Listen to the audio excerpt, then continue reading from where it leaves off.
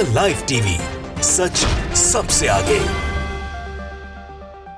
2024 के लोकसभा चुनाव में अगर सबसे बड़ा झटका भारतीय जनता पार्टी को कहीं पड़ा है तो उसमें एक राज्य महाराष्ट्र भी है। महाराष्ट्र में बीजेपी का एक तरह से जितनी अपेक्षाएं थी उन सब पे पानी फिर गया और भारतीय जनता पार्टी के भी अब समझ में आ गया होगा कि वो फर्जी एनसीपी और फर्जी शिवसेना के साथ बहुत लंबा सफर तय नहीं कर सकते हैं। हालत वहां यह है कि कांग्रेस और असली एनसीपी और असली शिवसेना, मतलब उद्धव ठाकरे साहब और एनसीपी शरद पवार साहब वाली, इसका जो तीन का गठबंधन है उसने पूरी तरह से सियासी समीकरण बीजेपी के खिलाफ बहुत बड़े पैमाने पर खड़े किए हुए हैं।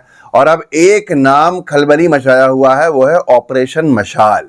ऑपरेशन मशाल भारतीय जनता पार्टी के नेताओं की नींद उड़ा के रखी हुई है उसने। आप भी सोच रहे होंगे कि ऑपरेशन मशाल क्या है।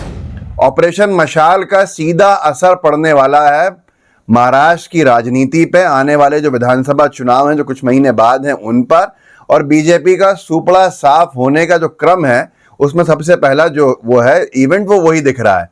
ऑपरेशन मशाल होने जा रहा है औरंगाबाद में, और औरंगाबाद में इस ऑपरेशन मशाल ने वो खलबली मचाई हुई है कि भारतीय जनता पार्टी के 10 बड़े नेता शिवसेना उद्धव ठाकरे में जाने वाले हैं इस ऑपरेशन मशाल के।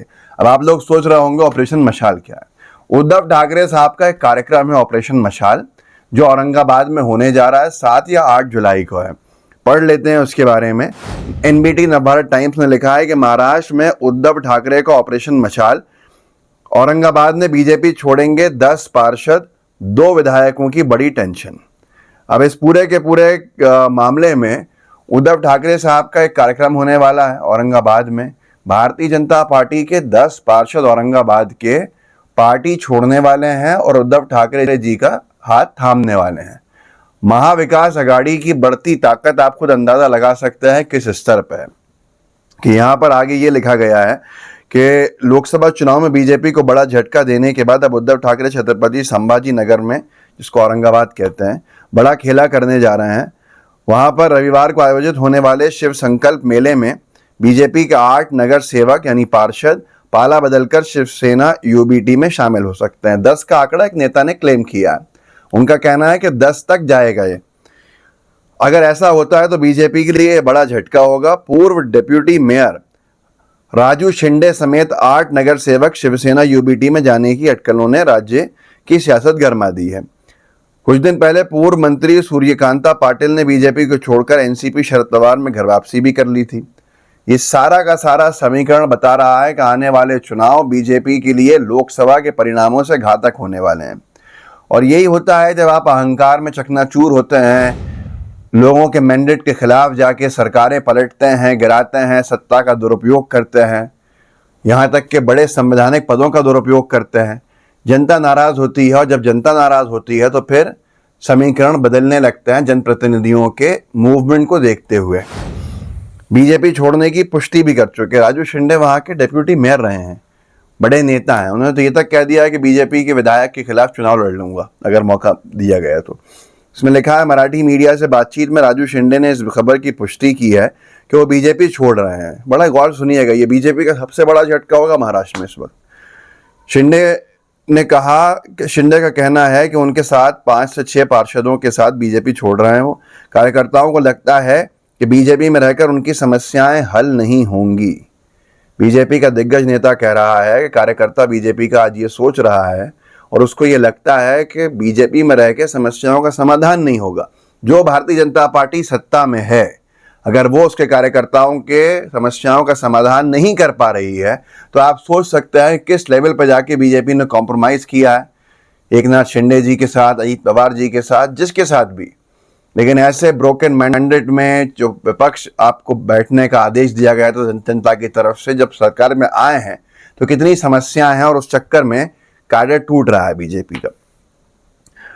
अब इसमें आप गौर सुनिएगा। शिंदे ने कहा कि बीजेपी को सोचना चाहिए कि मैं महापौर नगर अध्यक्ष बन सकता था लेकिन नहीं बना। शिंदे ने अन्य पार्षदों के नाम बताने से मना कर दिया है। शिंदे ने बीजेपी छोड़ने के ऐलान के साथ सीएम शिंदे की अगुवाई वाली शिवसेना के नेता और औरंगाबाद वेस्ट से विधायक संजय शिरसाट के खिलाफ भी मोर्चा खोल दिया है। शिंदे ने कहा कि अगर मुझे मौका मिला तो मैं जरूर विधानसभा चुनाव लड़ूंगा। शिरसाट जीत के हैट्रिक लगाकर 2029 में जीते थे, अब नहीं जीतेंगे। अब यहाँ पर बीजेपी के लिए बड़ी परेशानियां खड़ी होती जा रही हैं। एक तो देश में जनता दल यूनाइटेड और टीडीपी के साथ और उनकी बैसाखियों पर सरकार चल रही है। भाजपा अपने कोर एजेंडा पे चल ही नहीं सकती है, जो नफरत का है, जो नफरतबाजी को पुश करने का है। पार्लियामेंट के थ्रू जो कहते हैं हम, जो विधायिका होती है उसके थ्रू, जिसमें कहा जाता है कि आप सरकार के माध्यम से अपने नफरत भरे एजेंडे को पुश करें, तो साथ में उनकी राजनीति खराब हो जाएगी जो साथ में बैसाखी हैं। ऐसा ही महाराष्ट्र में हो रहा है। कितनी गालियां दी, कितना बुरा भला कहा नवाब मलिक साहब को, पूर्व मंत्री जो हैं। अब वो नवाब मलिक साहब अजीत पवार जी की पार्टी की बैठक में शामिल हुए। बीजेपी और शिवसेना जो एकनाथ शिंदे वाली है, उसने सवाल खड़े कर दिए कि आप ये कर क्या रहे हो।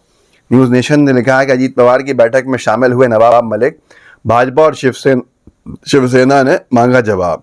और आप खुद सोचिए कि ये हाल हो चुका है भाजपा का कि अपने खुद के घटक दल वालों से सवाल पूछने की हिम्मत तो बची नहीं है, लेकिन पूछने का साहस दिखा रही है, और वो भी अपनी पे चल रहे हैं जो उनको करना है। एक टूटा हुआ हाउस है जो इंडिया का महाराष्ट्र में दिख रहा है। साफ तौर के ऊपर सुपड़ा साफ हो जाएगा जब चुनाव होंगे। बहुत सारी चीज़ें हैं, बहुत से नेता दल बदल के जा भी रहे हैं, और चुनाव के परिणाम भी ऐसे हुए हैं कि बीजेपी में अब बहुत विश्वास लोगों का बचा नहीं है। तानाशाही रवैया जब से बीजेपी का देखा, जनता के जनप्रतिनिधि हैं और बाहर निकलने को इच्छुक ही हैं। तो ये सारी परिस्थितियां बता रही हैं कि भारतीय जनता पार्टी के लिए जो आने वाला समय है वो इससे भी ज़्यादा मुश्किल है। एक बार आपने झूठी लोकप्रियता बना ली, लेकिन अब उस लोकप्रियता को चकनाचूर होता हुआ देखना भी एक साहस का काम है जो बीजेपी के नेताओं को अब करना है। महाविकास अघाड़ी के बारे में ये फैलाया जाता रहा कि ये टूट जाएगा, गठबंधन टूट रहा है। उद्धव ठाकरे का ये बयान, तो संजय राउत साहब का ये बयान, ऐसे में नाना पटोले जी का ये बयान, उद्धव ठाकरे जी की और राहुल गांधी जी का कुछ हो गया, इस तरह की बातें बहुत सारी खूब चलाई गई।